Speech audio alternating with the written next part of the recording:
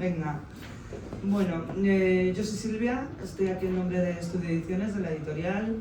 Está allí mi socia, Silvia, también se llama. Por eso la editorial se llama Estudio, con 2 S, porque somos Silvia y Silvia. Y bueno, nos acompaña también Pepa Muñoz, que es nuestra community manager, como quien dice, lleva todo el tema de redes.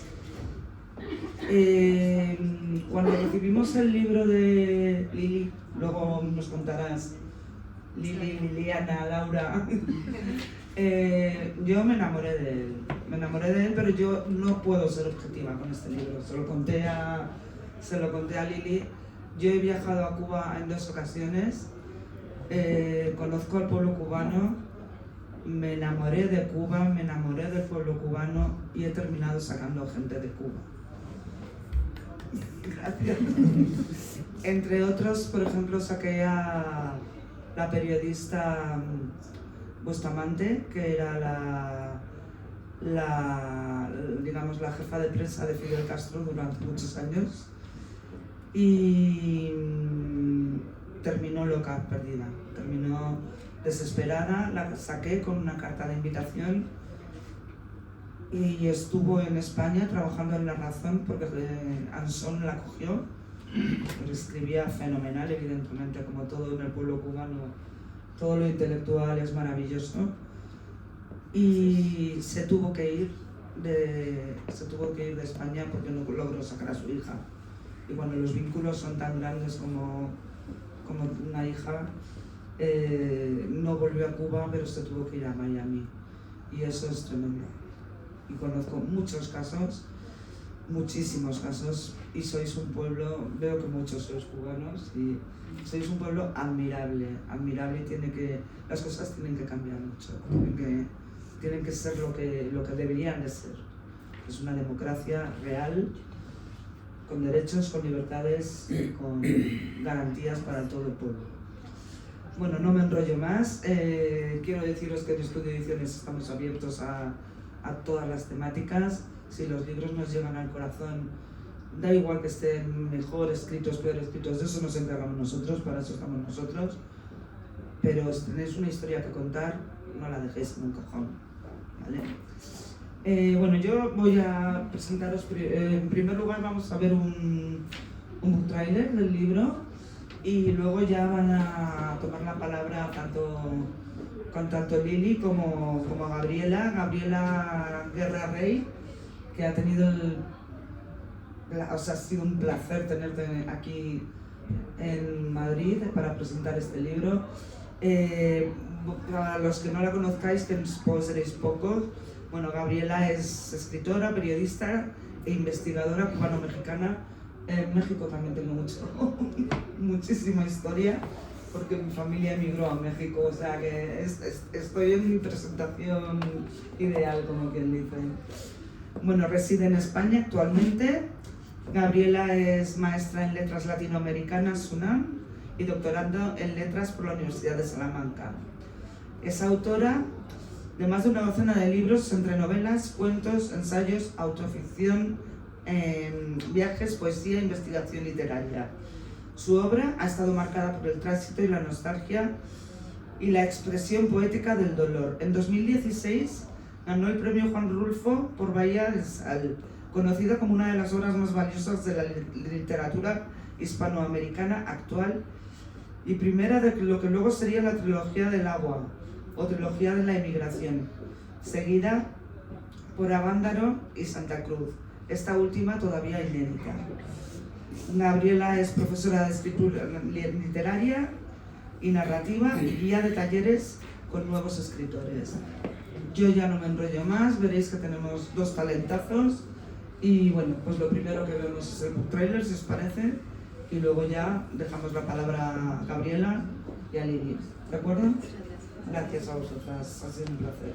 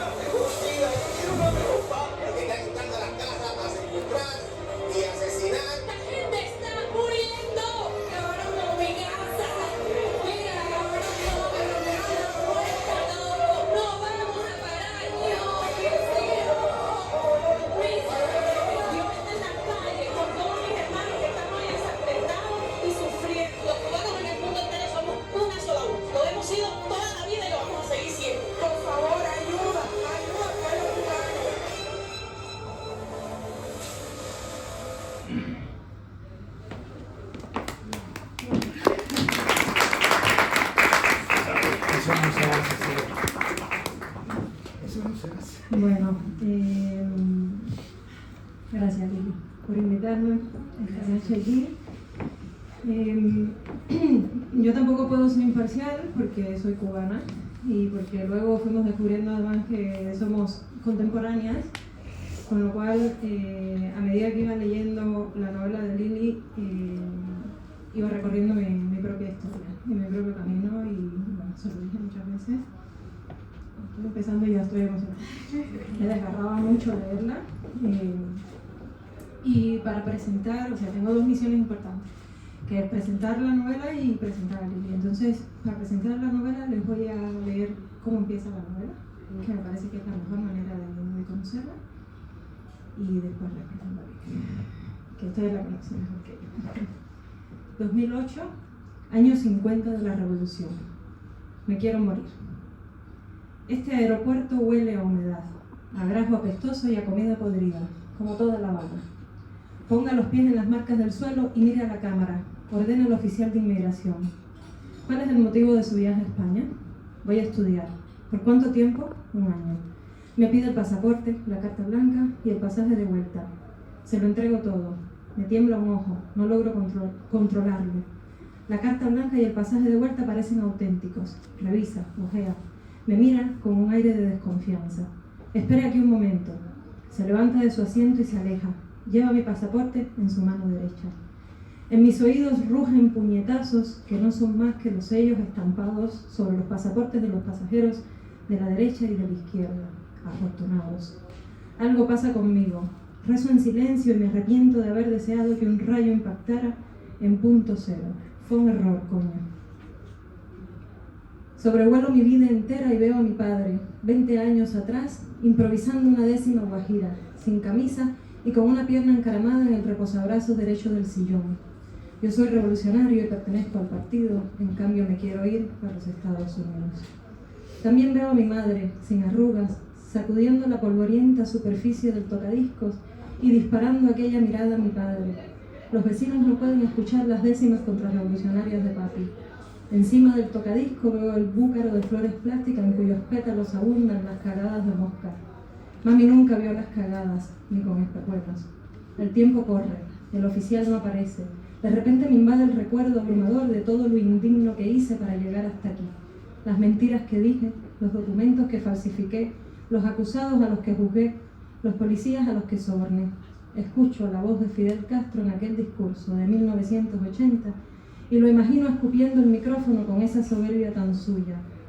Quien no tenga una mente que se adapte a las ideas de la revolución, no lo queremos, no lo necesitamos. Acompáñeme, ciudadana. Me niego, mis papeles están en regla, no puedo perder el vuelo de mi vida. No me toque, el oficial me agarra bruscamente, opongo resistencia, pero él es más fuerte. Me quiero morir. Qué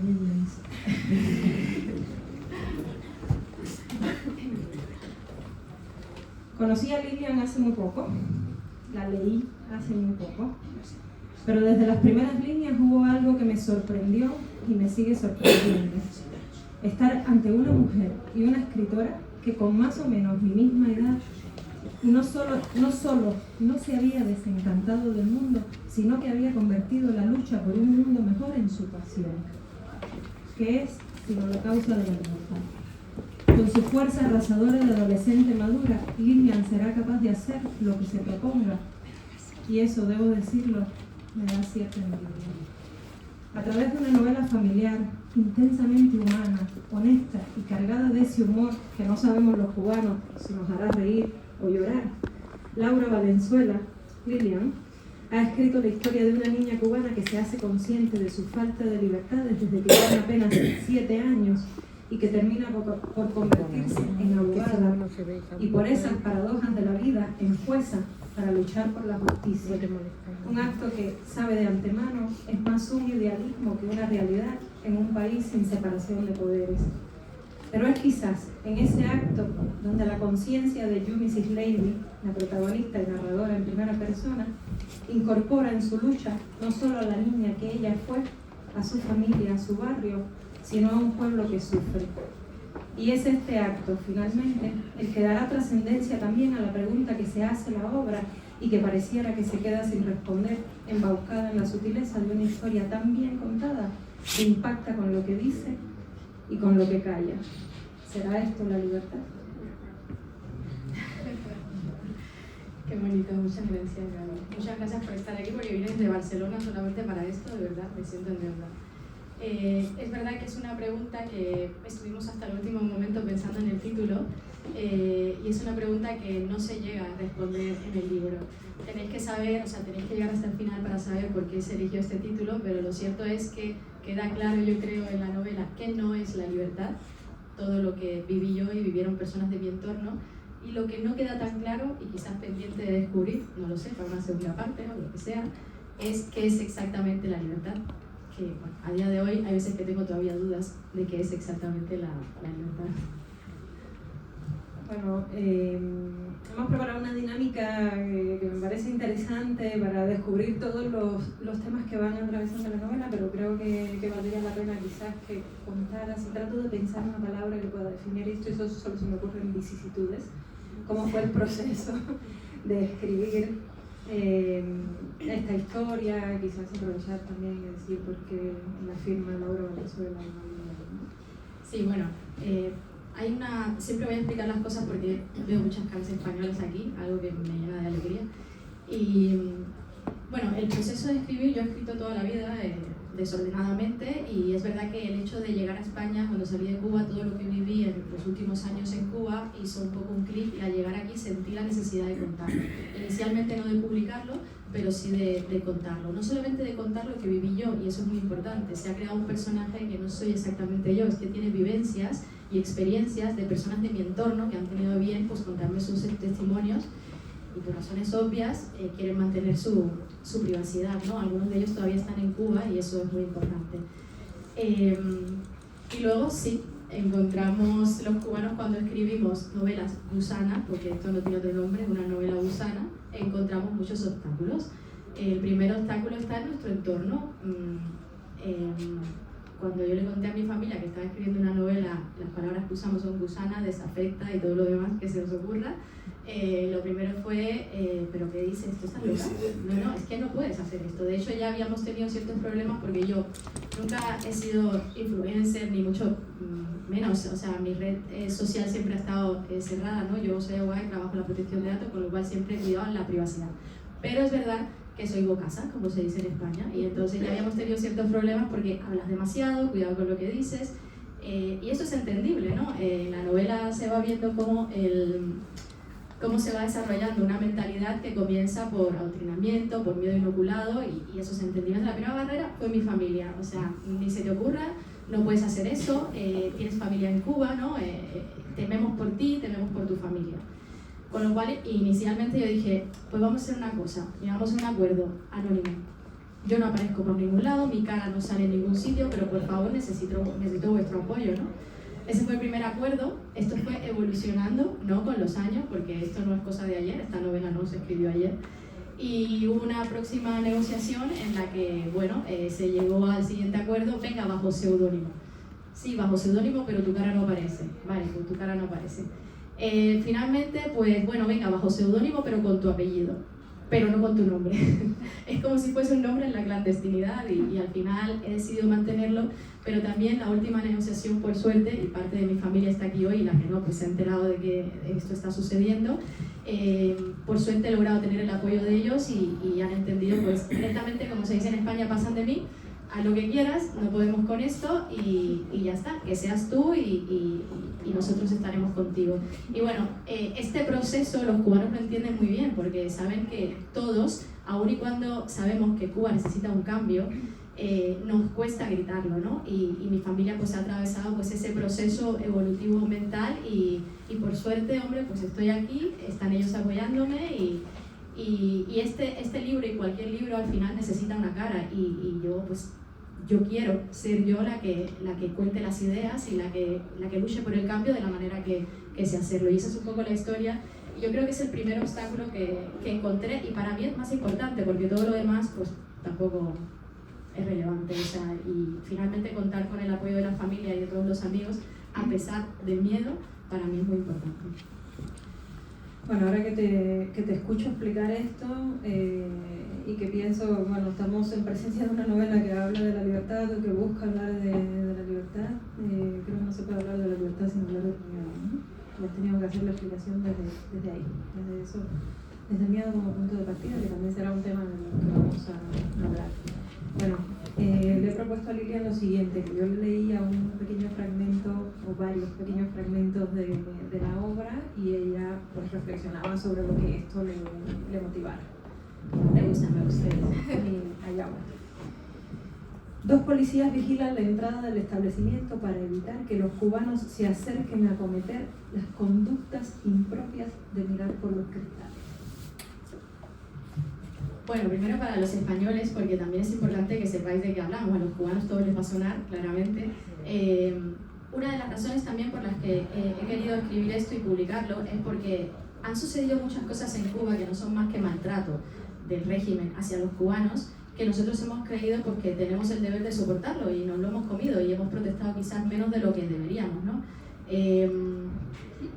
Cuando yo llegué a España, que le contaba a amigos españoles, es que no podíamos entrar a los hoteles, es que no podíamos entrar a las tiendas, había tiendas para extranjeros y tiendas para cubanos. Las tiendas para los extranjeros estaban llenas de cosas, estaban surtidas, las tiendas para los cubanos estaban vacías, llenas de carteles, Vanguardia Nacional y tonterías, pero no tenían nada.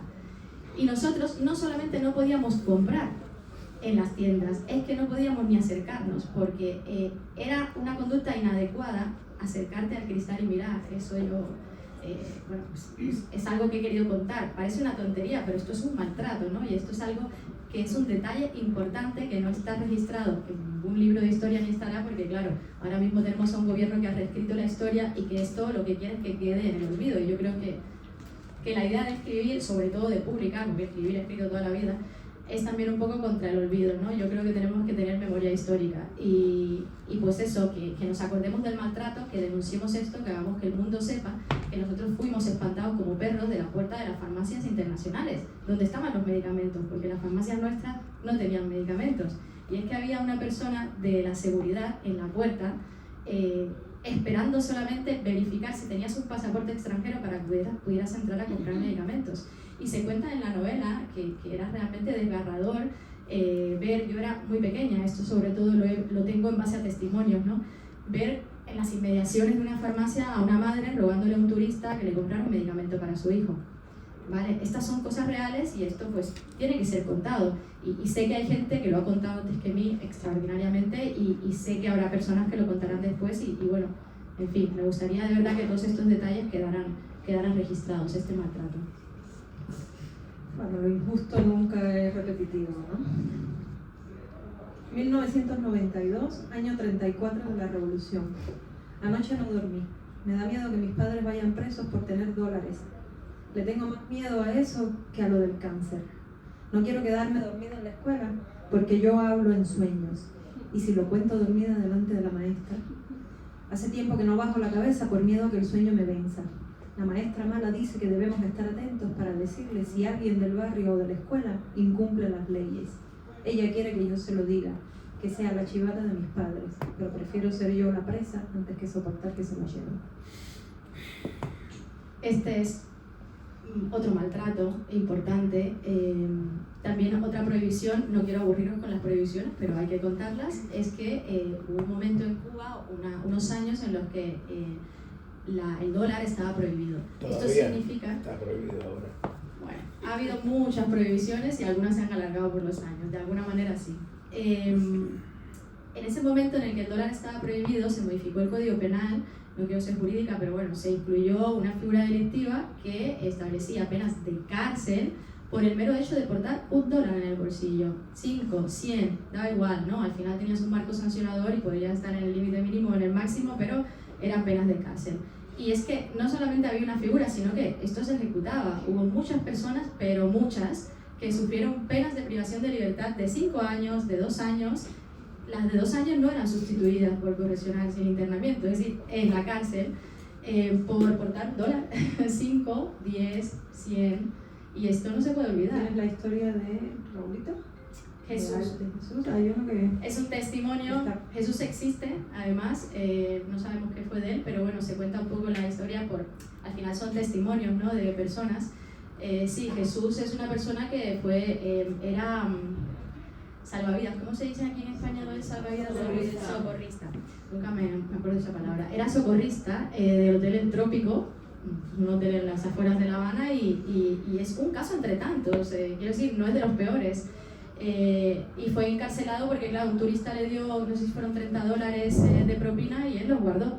Y se compró alguna ropa o le vieron con ropa nueva que le había regalado el mismo turista, no recuerdo los detalles de la historia.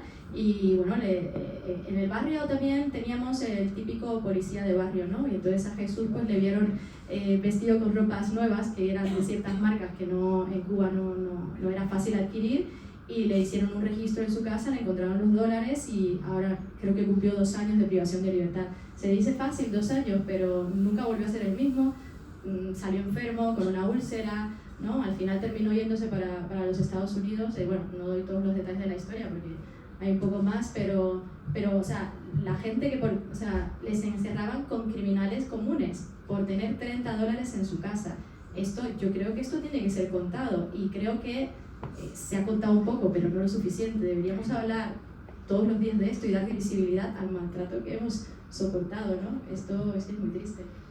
Bueno, y sobre este mismo fragmento, cuando dices acá, la maestra quiere que les diga qué es lo que hacen mis padres, me recordaste una obra que creo que es insignia de la literatura cubana, que es Informe contra mí mismo, donde el liceo Alberto Diego Lichi habla de cómo el gobierno le había pedido que hiciera un informe contra su propio padre, uno de los poetas más importantes.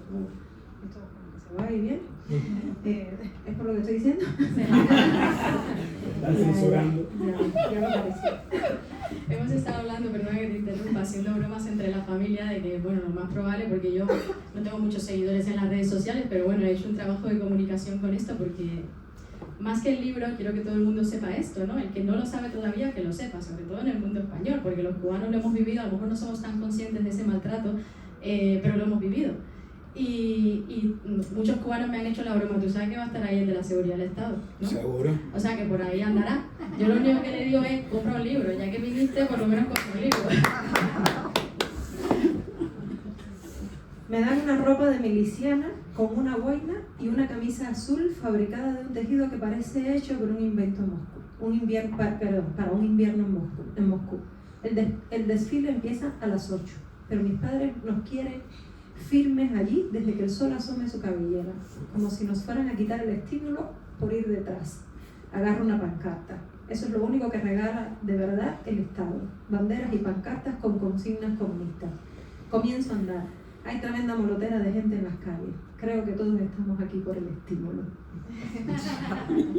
Seguramente que os suena a todos los cubanos lo que es el estímulo. El estímulo, en Cuba se utiliza mucho la técnica del estímulo para que tú pues adquieras cosas que en tu vida normal no tienes, y para que con eso pues asistas al 1 de mayo a las marchas de la Plaza de la Revolución, asistas a las manifestaciones contra, pues yo que sé, cualquier tema contra los Estados Unidos. O sea, en Cuba hemos hecho muchas cosas por el estímulo. Lo mismo nos daba una olla arrocera que lo que fuera, porque es que no teníamos nada. Entonces el Estado es importante que seas pobre, ¿no?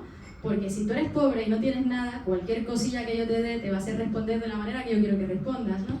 Entonces, claro, la opinión internacional luego veía, y todavía se ha visto, a lo mejor en los últimos años un poco menos, pero todavía la opinión internacional, la prensa, tú ves la Plaza de la Revolución el 1 de mayo llena de gente, una barbaridad de gente, pero los que estamos abajo, porque una cosa es la imagen de arriba de los millones de cubanos, y los que estamos abajo percibimos las cosas de una manera distinta, ¿no? Sabemos que muchos estamos ahí porque no queremos perder nuestros puestos de trabajo, porque directamente, o sea, a mis padres les amenazaron más de una vez con levantarles actas, o simplemente no puedes seguir trabajando en este lugar si no asistes a las marchas del pueblo combatiente. Entonces, ¿estamos todos ahí por convicción porque queremos realmente decir viva Fidel? No, estamos ahí porque estamos amenazados, estamos coaccionados, ¿no? Y eso es un poco importante, bueno, es un poco lo que quiero decir en este capítulo. No lo digo directamente porque al final es una niña la que cuenta la historia, pero te muestra cómo ella va viendo que a nadie, ni a su madre ni a su padre le apetece estar ahí. Nosotros queremos estar haciendo otra cosa, pero estamos ahí porque mi padre perdió el estímulo el año pasado y este año no lo puede perder, es que lo necesitamos. No sé cuál era el estímulo, creo que era comprar, en aquel momento te daban un cheque para comprar ropa que no teníamos en unas tiendas especiales destinadas a los cubanos. Y bueno, se muestra también otro maltrato más a través de este capítulo. Es muy gracioso además. Sí, yo me recuerdo una vez estar 4 horas haciendo cola en una tienda para que me dieran el estímulo. Bueno, creo que es un gran fragmento para mí además porque refleja algo que vamos a ver en toda la novela y es el humor y es contar la desgracia de esta familia y del pueblo cubano a través del humor, que es algo que además nos caracteriza idiosincráticamente, ¿no? Y que hace además que uno no se eche a llorar todo el tiempo del dolor que provoca. Yo creo que es súper importante el humor. Yo no concibo al cubano sin humor. En los peores momentos sacamos una broma, nos reímos. Los españoles también lo hacen, luego lo he descubierto. Pero bueno, es que las crisis de Cuba son un poquito más fuertes que las crisis españolas y aún así pues todavía, y por eso también, bueno, yo también soy un poco así. Y por eso también he elegido contar quizás las desgracias, o sea, no es un libro trágico, probablemente hay momentos así un poco duros, pero he elegido contarlo desde el humor, desde cómo somos nosotros los cubanos de a pie. Creo que es uno de los grandes méritos que tiene la historia. Y bueno, voy a leer algo muy breve sobre otro tema que me parece fundamental y que tiene que ver, que además es un tema que sigues a lo largo de toda la historia y que tiene que ver con el papel de las madres en la historia de uno y que yo nunca lo había pensado en la historia cubana, solo en la historia personal, ¿no? Y dice, lo tengo claro, a Fidel Castro no lo van a tumbar ni Estados Unidos ni los disidentes, sino una madre cubana o dos o todas. Y hablando del humor también, recuerdo cuando dices siempre como que la madre amenaza con la chancleta en la mano y que dices nadie sabe el valor de una chancleta, ¿no? La forma parte también de la idiosincrasia. O sea, casi que me podría imaginar a la madre de Yumi Sileidi amenazando con la chancleta a Fidel Castro, ¿no? La chancleta que en España es la zapatilla, ¿no? Bueno, pues un poco lo mismo, pero igual es la chancleta. Sí, sí. Bueno, pues sí, yo he querido a través de la novela hacer un humilde homenaje al papel de las madres cubanas en la lucha por la libertad. Hace muchos años que yo escucho hablar de las damas de blanco. A lo mejor os suena a algunos de los españoles que estáis aquí, pero bueno, las damas de blanco son mujeres valientes, madres y esposas de presos políticos. Ellas protestan desde hace una organización, protestan desde hace muchos años de manera pacífica, vestidas de blanco, con una flor blanca, por las calles de La Habana para exigir la liberación de sus hijos presos políticos o de sus esposos presos políticos. Y se mencionan más de una vez en esta novela. Y bueno, hablo de las damas de blanco, que en aquella época no teníamos redes sociales, con lo cual yo tenía poca información, ¿no? Ahora las tenemos, y ahora que veo vídeos de antaño o vídeos de ahora digo, o sea, Dios, o sea, qué gente tan valiente, ¿no? El poder de la madre es que es increíble. De todas maneras, también hablo de otro tipo de situaciones, aparte de las damas de blanco. O sea, mi propia madre, compañeras de la universidad, yo recuerdo siempre una frase que me decía una amiga de la universidad, que está aquí, voy a decir quién es porque es un poco tímida, siempre me dijo, ella hizo la universidad embarazada, estudiamos juntas y ella siempre decía, el día que yo no tenga un vaso de leche que ponerle a mi hijo, yo salgo para la calle, salgo a gritar, salgo a hacer revolución, lo que haga falta, ¿no? Y yo creo que esta frase resume un poco ese papel y ese poder que tiene la madre cubana que va a ser muy importante en este proceso. Yo de verdad creo que el presidente Díaz-Canel debería tenerle más miedo a una madre cubana encabronada que a cualquier cosa. Creo que pueden encabezar este cambio, sinceramente. Ya estoy curada de adoctrinamiento, no van a convertirme, porque al que una vez sale de ese encierro mental, nada lo puede doblegar. Voy a estudiar, no a llamar la atención. Nadie tiene que saber lo que pienso. La escuela debe estar llena de oportunistas como felicidad. Tengo un proyecto que requiere disciplina y constancia. Al salir de la Lenin tendré la preparación necesaria para aprobar los exámenes de ingreso a la universidad y coger una carrera. Pero si por el camino parece un viaje, me voy para la pinga. Mi niñez fue fidelista. Yo también grité, patria o muerte. Pero ahora estoy rehabilitada. Ni patria ni muerte. Pues es que en la novela se ve un poco el personaje que yo he creado, que es You Mrs. Lady, no puede tener un nombre más cubano, claramente. Es el personaje que se concentran en él todas las historias, va evolucionando, ¿no? Se va viendo esa evolución del pensamiento ideológico a través de la novela. Comienza por una niñez adoctrinada, porque nosotros es como si desde que naciéramos nos inyectaran una vacuna y nos inocularan el adoctrinamiento, ¿no? Todo está diseñado y preparado para que vayamos a las escuelas no solamente a aprender a leer, sino a aprender a leer exactamente lo que ellos quieren que leamos. Entonces se va viendo este proceso evolutivo, mental, y pasa de el adoctrinamiento profundo a la confusión. Esto no me encaja. Es que lo que me ha contado la maestra Mala, que es el personaje, no me encaja con lo que me ha contado Manolito, que es el otro personaje tal. No me están encajando las cosas, yo estoy confundida, ¿no? Entonces digamos que esa es como la segunda fase de pensamiento. Y luego pasa, pues ya más adelante, pasada la adolescencia, a este pensamiento profundamente crítico, decepcionado y rehabilitado, ¿no? Estoy rehabilitada del virus del adoctrinamiento, ya lo entendí todo, ya sé que esto es una farsa. Ahora, en este momento también hay, el cubano que llega a este momento tiene una disyuntiva, ¿no? Y te debates entre, ¿soy lo suficientemente valiente para integrar la oposición, enfrentarme a todo, gritar abajo Fidel? ¿O mantengo un perfil bajo y lo pienso mejor, hago oposición inteligente o no hago nada, ¿no? En ese momento llegas ahí y dices, ¿qué hago? ¿Hasta dónde está el límite de mis miedos? ¿Hasta dónde puedo llegar? Y yo creo pues que este capítulo refleja o muestra esa disyuntiva mental en el momento en el que sabes que ya lo has entendido todo, pero ahora ¿qué hago? ¿Cuál va a ser mi posición? ¿No? Es difícil.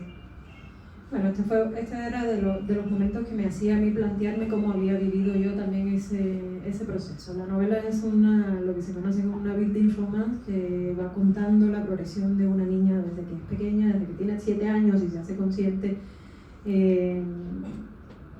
de la libertad o de la no libertad, a partir de ese momento en que nos quitan la leche, hasta... Ese es un momento que marca un antes y un después en mi recuerdo. O sea, yo tengo que decir que como mi madre era una de esas gatas, como esta amiga de la universidad y tal, prácticamente nunca me faltó nada, pero tela cuando nos quitan la leche. Esto puede ser traumático para padres y para niños. A los 7 años dejas de tener derecho a tomar leche legalmente adquirida. Es que esto parece de ficción, ¿no? Pero es una realidad en Cuba. Mira, mi propia historia con la leche, que yo no tomaba leche porque yo intoleré la leche desde que era muy chiquita, con lo cual no tuve ese problema, pero tuve otro, que cuando iba los primeros años de la primaria me obligaban a tomarme la leche después de la comida. Y si yo no me quería tomar la leche porque intoleraba la leche y la vomitaba todos los días, me decían que me tenía que tomar la leche porque eso es un regalo que el gobierno me estaba dando. De verdad, o sea, ¿esto por qué no me lo contaste antes? Me encanta. Lo he contado en algún libro. Te lo está dando Fidel, te lo tienes que tomar. Y me decían, es que te tienes... Y mi madre tuvo que ir a la escuela a pedir que por favor no me dieran más la leche porque me hacía daño, me hacía mal. Porque si no me obligaban a tomarme el vaso con la mata... no va a olvidar, por supuesto que son imágenes que uno no olvida, momentos que no olvida nunca, ¿no? La nata bailando encima así, y yo queriendo vomitarla, pero si no me tomaba la leche no iba al deporte. Que el comandante podía tomárselo mal, claro, es terrible. ¿Qué importa la silla? Empiezo a sentir cuán desasosegante e incómodo es lidiar con un represor cariñoso. ¿Quién dijo que esto es un interrogatorio? Pregunta el mayor. Los interrogatorios son feos. Esto es una conversación. Repugnante. Tengo ganas de vomitarle encima, pero respiro y vuelvo a encarnar el personaje afable. Lo aprendí de él. Bueno, sí, este capítulo ya vamos entrando un poco en la acción, ¿no? Ya nos hemos rehabilitado, Y ahora pues estamos haciendo cosillas, estamos levantando un poco la cabeza, ¿no? El personaje ya decide que Está no puede detenida más. en este momento. Además Sí. está...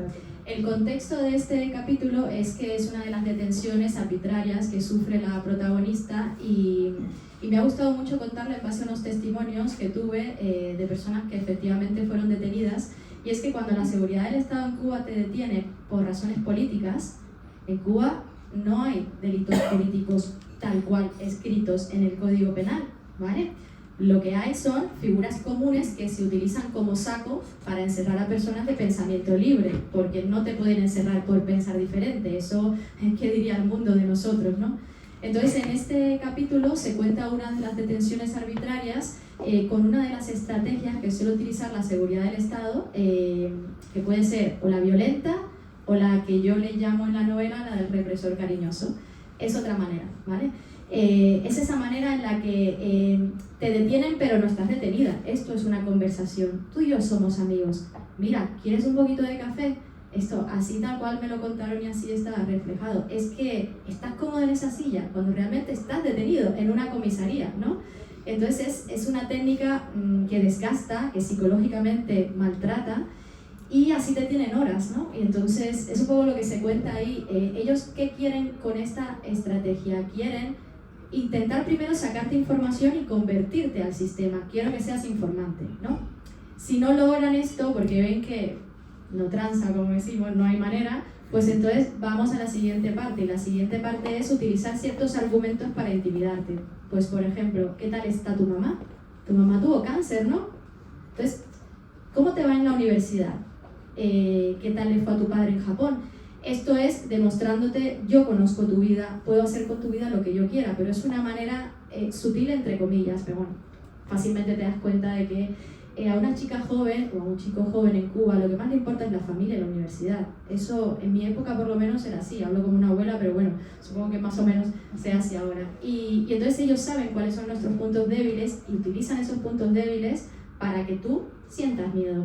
Y bueno, esta técnica además al final ya te intenta llevar a la desesperación para que tú explotes, comiences a gritar, ofendas, y entonces es el momento en el que dice, uy, atentado, desacato, ya estás preso por una figura que no es política, pero es el saco que utilizamos para encerrar a personas de pensamiento libre. Y eso es un poco lo que quiero contar con la anécdota que bueno, ya leeréis. Bueno, aquí si no recuerdo mal, Justice Lady ya es jueza y la han llevado a medicina legal, forense, algo así, y está viendo cómo abren un cadáver. Y dice, tan preocupados por la libertad de expresión, la democracia y el pluripartidismo, ¿para qué? Total, todos nos morimos como cerdos. Bueno, al menos debemos emplear la corta vida que nos es dada en favor de una causa justa, dígase la libertad. No hace falta también vivir como cerdos, ya es suficiente con tener que morir como ellos. Sí, el contexto es importante y esto sí es una vivencia mía. Ese momento en el que ves por primera vez a un cadáver que le están abriendo la barriga, le están sacando todo y dices, pues si somos animales, nos vamos a morir y nos van a abrir la barriga como a este. Tanto problema con la libertad y tal si somos cerdos, pero luego reflexionas y dices, bueno, ya que vamos a morir como cerdos, ¿por qué no intentamos pensar cuál es el sentido de nuestra vida? Y bueno, si tenemos algún don o alguna habilidad, intentar enfocarlo a una causa que, bueno, en mi caso me gustaría luchar por la libertad de Cuba con mis herramientas, lo que yo sé hacer, lo que puedo hacer, ¿vale? Y bueno, cuando me toque morir como cerdo me tocará, pero por lo menos en vida, pues haber hecho algo, oye, pues eso me parece importante. Y es un momento que defiende toda la tesis de la novela, ¿no? Esa búsqueda de la libertad, que al final es lo que nos mueve a todos, ¿no? Sea lo que sea la libertad. Pero algo pasa con nosotros cuando marchamos. No queremos participar. Sin embargo, una vez allí, nos descubrimos repitiendo como papagayos las consignas, ondeando las banderas y levantando las pancartas comunistas. ¿Qué nos sucede? Las emociones se pueden transmitir por sugestión, se contagia el comunismo. Cuando desfilas junto a un grupo de personas representando los símbolos patrios, unidos frente a un supuesto enemigo común, pierdes tu individualidad ganan las ideas que se proclaman por otros, aunque no sean las tuyas, terminamos infectados por una especie de síndrome de colectividad ideológica, expresando sentimientos impropios, repitiendo como animales de granja los reclamos del de al lado. Lo curioso es que el de al lado quizás esté sufriendo del mismo síndrome. ¿Y por qué nos dejamos llevar? ¿Por qué abandonamos nuestras convicciones, nuestra individualidad? En las marchas nos sentimos acompañados, seguros, porque estamos juntos frente a una amenaza cuya existencia ni siquiera nos cuestionamos. Y si no marchamos, no gritamos, sabemos que en este país corremos el riesgo de que la colectividad nos abandone. Tenemos miedo a las represalias, a ser excluidos, aislados, a que nos dejen solos, y cuando alzamos la voz hasta nos emocionamos, alcanzamos el éxtasis, la gloria, porque somos muchos y nos sentimos fuertes. Al final somos esto, una manada. Lloramos cuando nos dejan solos, nos suicidamos cuando nos hacen bullying, morimos si nos abandonan, como las cabras, los leones, las hienas. Interesante comparación. Buenísimo. Bueno, esa es una reflexión para la que realmente no tengo respuesta, o sea, es una reflexión llena de preguntas. Yo no sé qué pasa cuando nos convocaban a las marchas comunistas, no comulgábamos con el sistema, pero de repente nos daban las banderas, nos daban las consignas, nos poníamos a gritar y yo luego no entendía por qué estaba gritando. Yo no tengo una explicación para esto. Mira, me das una buena idea para sentarme con un psicólogo un día y a lo mejor desde el punto de vista neurológico poder explicar qué nos pasa en las marchas, o sea, por qué pasaba esto, ¿no? ¿Por qué abandonamos nuestra individualidad y de un momento a otro pues vemos a todo el mundo gritando y nos entra el patriotismo y se confunde ese patriotismo con gritar en contra de los Estados Unidos? Yo no tengo nada que ver con los Estados Unidos, pero de repente estamos aquí gritando viva Cuba y yo lo grito también, y tal parece que estoy comulgando con el sistema, con sus ideas comunistas, cuando realmente no es así. Y bueno, yo creo que esta reflexión busca sembrar la duda de que esto es un tema de estudio, ¿no? ¿Por qué nos contagiamos de esta manera? Y lo que dice ahí, que es muy importante, yo tengo esta reflexión y estoy pensando qué me está pasando, pero que a lo mejor el de al lado también. Entonces estamos los dos en la misma situación, pero cada uno tiene su mundo interior y en fin, no existe. Yo no tengo la explicación para esto. A mí me resultó una gran paradoja dentro de la historia. A mí sí no me pasó esto porque yo abrí los ojos quizás en la primera marcha a la que fui adulta cuando estaba en la Lenin, en la cual los chicos se desmayaban subiendo la escalinata a la universidad porque no desayunábamos bien y porque pasábamos hambre, y Fidel dijo: ¿qué hace un joven de la Lenin desmayándose? Y nunca me pude olvidar de eso, y nunca más fui a una marcha. Por supuesto que me costó muchísimo después en la universidad.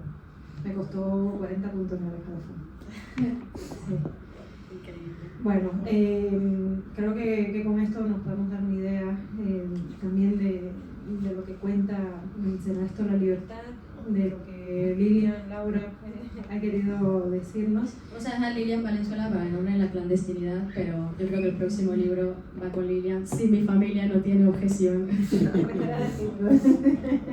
Todo dependerá del libro. Y bueno, hay un capítulo muy especial que de alguna manera ya has hecho alusión a ello, y que creo que vale que lo leyeras y que cuentes por qué es especial este capítulo. Pues sí, voy a contar primero por qué es muy especial, que realmente lo es. Yo escribí un capítulo inspirado en un poco la idea Memorias de una jueza. Sabéis que os podéis hacer la idea de que en un momento determinado la protagonista pues es nombrada jueza en contra de su voluntad para ejercer en el tribunal provincial, ¿no? Entonces, a raíz de los casos y lo que va viviendo, pues cuento un capítulo que está inspirado en la historia de las hermanas Garrido. Realmente en la novela se llaman Hermanas Estrada porque bueno, yo no conocía a las Garrido y me enteré de toda la historia y supe qué había pasado a través de Facebook, de las redes sociales. Para que los que no la conocen, Angélica Garrido, que está hoy con nosotros, es exprisionera política. Ella sufrió penas de prisión en Cuba, 3 años de privación de libertad por manifestarse el 11J en Cuba. Esto fue hace nada, ¿no? Su hermana sigue presa, María Cristina, en Cuba, por manifestarse también en el 11J de manera pacífica, ambas. A María Cristina le quedan 4 años todavía de privación de libertad por cumplir. Y bueno, yo escribí este capítulo inspirado en ellas, no las conocía. Intenté contactar con Luis, el marido de Angélica, que es muy activo en las redes sociales y escribe cosas verdaderamente interesantes, debería de seguirles. Entonces le escribí y le dije, mira, me pongo en contacto contigo porque esta historia pues a mí me ha calado muchísimo. He querido escribir este capítulo inspirado, no es la historia, pero está inspirado en ellas y me gustaría mandártelo porque no sé si algún día quizás Angélica lo pueda leer, María Cristina, sería para mí un honor que por lo menos pudiera leerlo. En aquel momento yo soñaba con que algún día lo pudieran leer. Soñaba quizás con tener incluso la suerte de hablar un día por teléfono con Angélica, con María Cristina, para decirles lo mucho que la admiro, porque al final ellos no son presos políticos, son mis presos políticos, los que han hablado por mí. Yo no tuve el valor de hacer lo que han hecho ellas. Y bueno, soñaba con decirle cuánto la admiro, cuán importante para mí es que en Cuba existan mujeres como ellas, ¿no? Y la verdad que es muy emocionante y es un honor invitar a Angélica para que nos acompañe en los últimos minutos. Un aplauso para Angélica.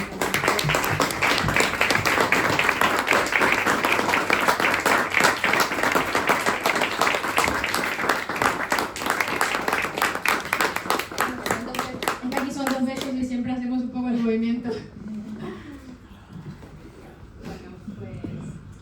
Yo le voy a pasar la palabra a Angélica para que nos cuente un poco su historia brevemente y sobre todo Angélica está aquí porque ha sido expulsada de Cuba, está acusada de terrorismo y también es una oportunidad para darle visibilidad, que nos cuente brevemente su historia y también que nos diga cómo le podemos ayudar. Y después le voy a leer yo misma el capítulo inspirado en su historia. Gracias, Lili. A ver, de cierto modo ya estás agradeciendo por medio del libro que escribiste, como no, haciendo todas estas denuncias de todo lo que hemos pasado, ¿no?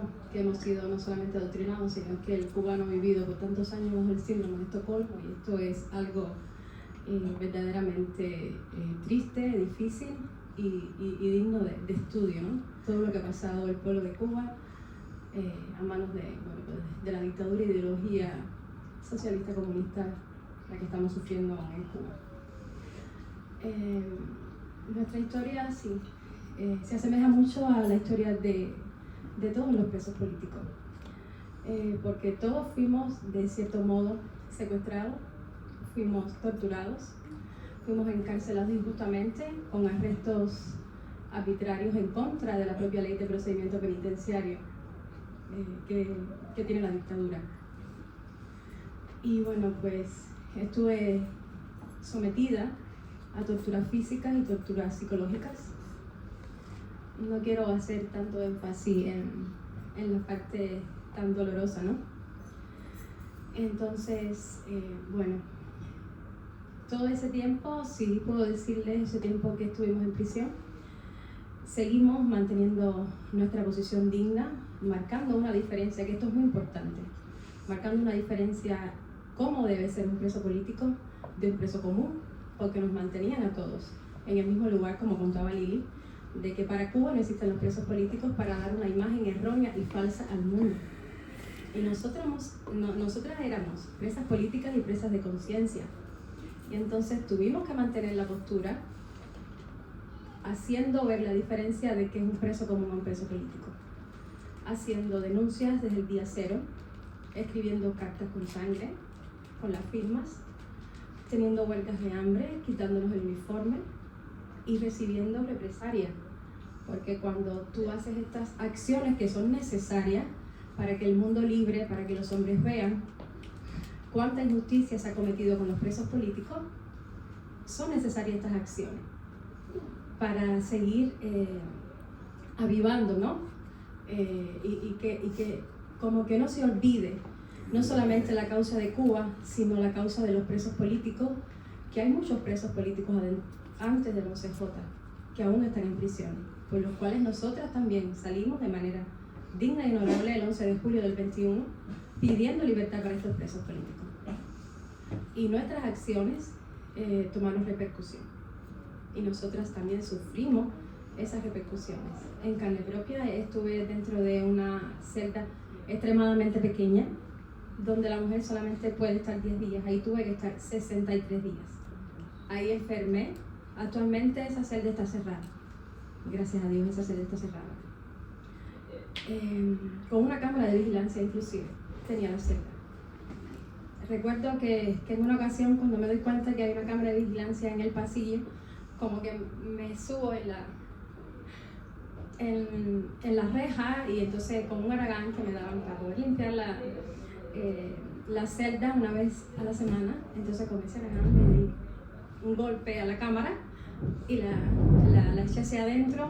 A los 3 días la volvieron a sacar y repetí la misma acción y ya no sacaron más la cámara.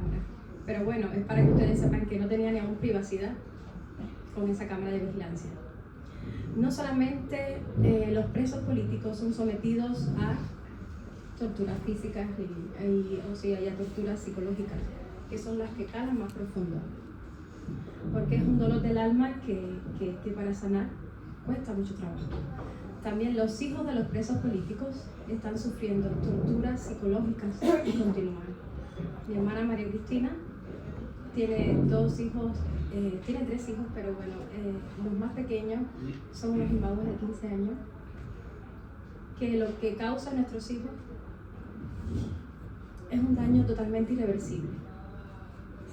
Ese daño, por mucho que queramos nosotras las madres, no lo vamos a recuperar. Lisandra Góngora Espinosa, que también es una presa muy digna, presa política, que es la única presa que tiene la mayor cantidad de años, tiene 14 años, y Lisandra Góngora Espinosa tiene 5 hijos. 4 de ellos son menores de edad. Y esos niños de Lisandra están sufriendo muchísimo por causa de la dictadura cubana.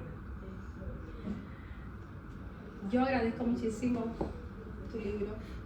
Wow, está precioso, y por lo que escuché por medio de la presentadora y escritora, es como si yo también estuviese viviendo en la máquina del tiempo. Yo de joven, fue un recuento desgarrador, porque es que estás despertando y estás recordando cosas, inclusive, fíjate, que se olvidan. Es que el ser humano tiene como un mecanismo de defensa, que las cosas que nos hieren, las cosas que nos lastiman, como que las dejamos en el olvido. Y este libro de Lili nos está haciendo, al menos a nosotros los cubanos que vivimos, nos está haciendo recordar esas cosas que habíamos olvidado, y te agradezco enormemente, de verdad, este tesoro que has escrito. Bueno, yo quiero agregar unas cosas. Angélica está aquí por varias razones. Una de las razones es que María Cristina ha escrito un libro que ha salido ilícitamente, como os podéis imaginar, desde prisión. Es un poemario maravilloso.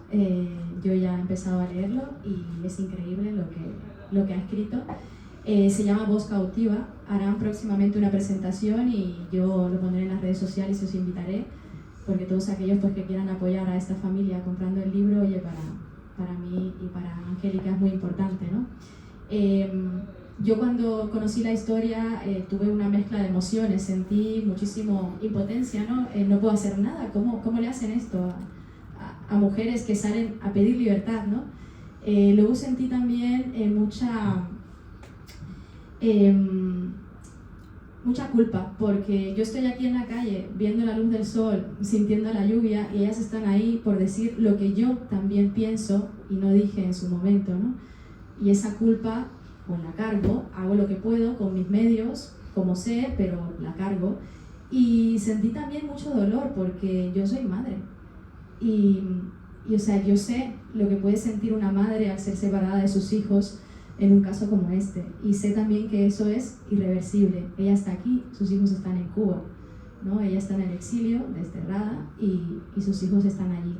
Y ese dolor, esa separación, eso no lo cura nada. La verdad es muy, muy fuerte la historia. También quería deciros, antes de leer el último capítulo, que, bueno, no es el último de la novela, pero lo último que leeremos hoy, que hay muchas asociaciones que hacen un trabajo maravilloso por la libertad de Cuba, ¿no? Y yo no las conozco todas. Yo conozco Ciudadanía y Libertad, que es la asociación de Carolina Barrero, y entonces, bueno, una manera de apoyarles que he pensado es que todas las compras de los libros que se hagan hoy, la poca parte que tiene el autor, que es muy pequeña, irá destinado a la asociación íntegramente. O sea que será una manera que si compráis libros hoy, toda esa pequeña parte será una contribución vuestra de manera directa a la causa de la libertad. Y bueno, voy a leer el capítulo. Este es un momento de verdad, o sea, nunca me imaginé que te iba a poder leer este capítulo.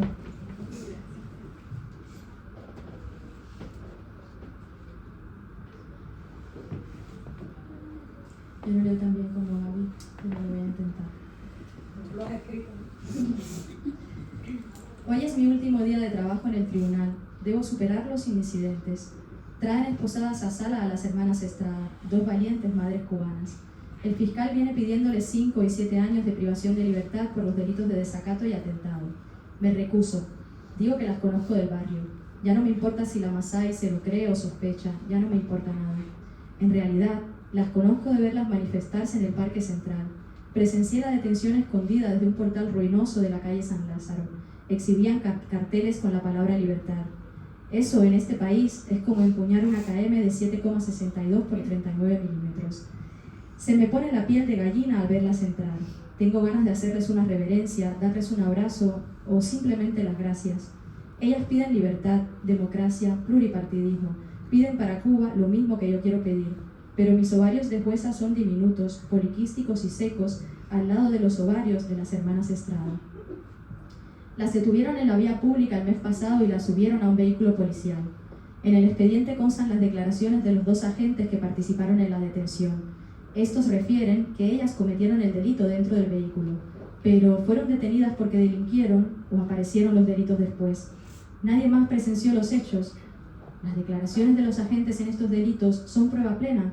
Nadie tiene que corroborarlas. Se les dictó medida de prisión provisional porque, claro, es peligroso para la humanidad que 2 madres encabronadas con el sistema anden sueltas por La Habana. No les preocupa que vayan a huir. Todo el mundo sabe que las Estradas no quieren irse de Cuba. Ellas quieren cambiar Cuba. Magali salió de la patrulla visiblemente lesionada. A Mercy le sangraba la nariz. Pero eso no es nada comparado con lo que sufrieron los agentes. A uno, desgraciadamente, se le había ensuciado la porra con la nariz ensangrentada de Mercy.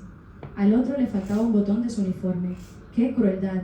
¡Cuánta violencia deben haber empleado las hermanas Estrada en ese vehículo contra los inofensivos y honestos agentes de la autoridad! El desacato y el atentado no son delitos políticos, pero son el instrumento necesario para encerrar a cubanos valientes, de pensamiento libre. Las hermanas Estrada mañana serán presas políticas, mis presas políticas, las que hablaron por mí. El abogado de Magali dice que ella tiene un bebé de 7 meses. Me derrumbo. Coño, Magali. Ella dice que su bebé la necesita, pero que Cuba también.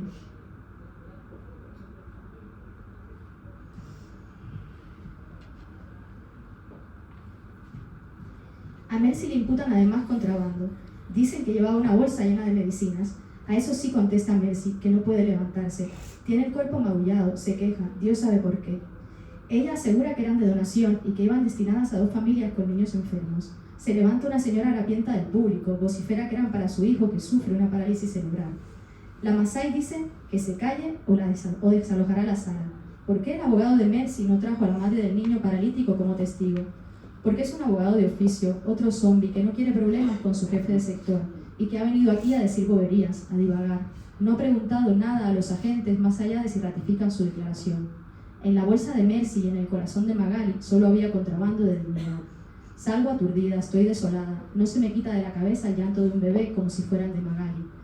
Las niñas muertas por el derrumbe, el llanto del bebé de Magali, se me acumulan culpas inmerecidas que pesan sobre mis párpados vacíos de fe. Lo importante es llegar bien, me digo, pero no estoy bien. Encuentro jaleo en la planta baja. Los trabajadores del tribunal se movilizan porque están llegando las damas de blanco. Los compañeros de otras salas hacen un cordón para montar un acto de repudio contra las damas. Me dicen que me coloque a la izquierda, me entregan una banderita de Cuba, de papel, y me explican que la consigna de hoy es pa' lo que sea Fidel, pa' lo que sea. No me lo están poniendo nada fácil en mi último día. Díaz está mirándome con sus ojos de alcohólico. Quiero escaparme del tribunal y de Cuba, pero me falta la carta blanca. Necesito ese permiso de inmigración para poder subirme al avión. De lo contrario, envejeceré en una prisión de mujeres condenada por desacato y atentado, junto a las hermanas Estrada, con la agravante de haber sido juez. Allí me matará alguna reclusa a la que yo haya condenado antes por homicidio. Las damas de blanco son madres y esposas valientes que protestan por los injustos encarcelamientos de sus hijos y maridos, que son presos políticos, mis presos políticos. Han puesto música a todo volumen como parte del improvisado acto de repudio. Suena una canción de Sara González que se titula Girón, la victoria. A los héroes se les recuerda sin llanto, se les recuerda en los brazos, se les recuerda en la tierra, y eso me hace pensar que no han muerto al final, y que viven allí donde haya un hombre presto a luchar, a continuar. Díaz me aborda por detrás y me susurra: jueza, no se le escucha. Alzo la voz y siento que la vergüenza me degüella el alma. Pa' lo que sea, Fidel, pa' lo que sea, grito.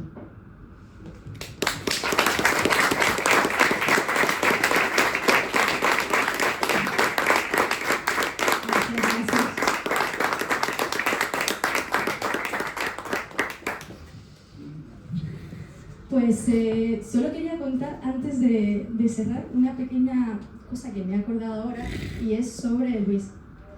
Cuando yo le escribí por WhatsApp, después Luis es su marido, a través de él contacté, le mandé el capítulo y todo esto que os había contado antes. Cuando yo hablé con Luis la primera vez por WhatsApp, yo le mandé en documento, un PDF con el capítulo, para ver si algún día, en un pase o en una visita, Angélica se lo podía leer, o María Cristina. Él no se había leído el capítulo, pero me contestó: gracias, hermana, por lo que haces por Cuba. Y yo dije, o sea, no me ha preguntado si yo soy de izquierda, de derecha, de centro derecha. Yo quiero la libertad de Cuba, tú también la quieres. ¿Qué importa si tú la quieres azul oscura, azul clara, ¿no? Ya nos batiremos en las urnas, en la Cuba libre, cuando sea el momento de decidir qué partido nos representa, ¿no?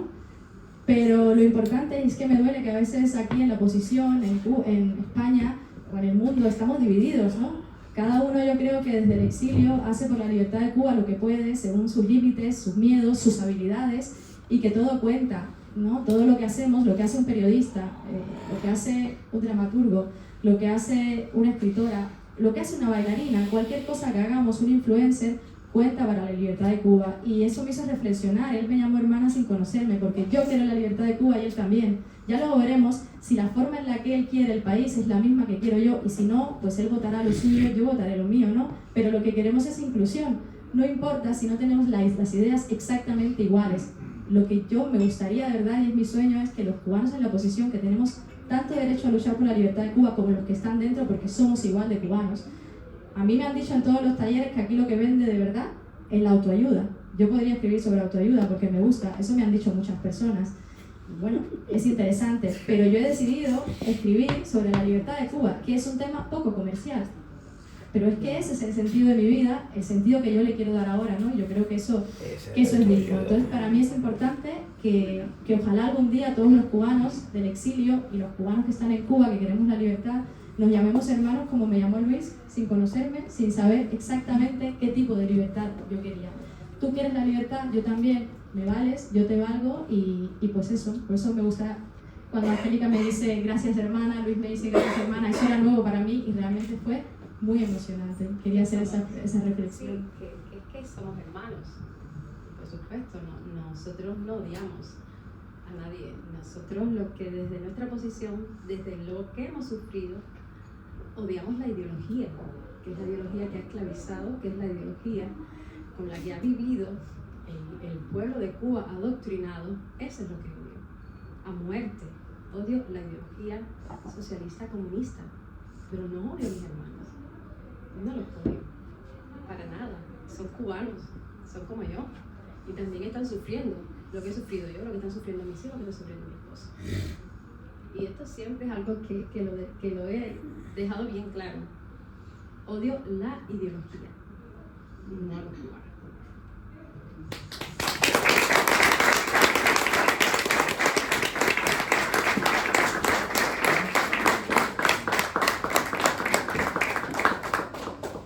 Bueno, ahora creo que es el momento también que ustedes pueden comentar, intervenir o preguntarle a Vivian lo que quieran preguntarle, ¿no? Creo que es un momento importante. Facilito, ¿eh?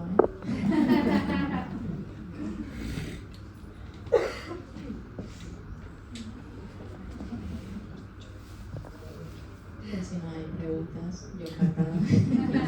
Bueno, que no ¿Cuándo quiero sale el otro preguntarle, libro? por allá alguien quiere adelante, por favor. Sí. Me gustaría que nos dijeras a los españoles, Lili, en base a tu libro y a las historias que conoces de Cuba, de tu país, ¿qué nos dirías a los españoles antes de votar? Uf, qué bueno está eso.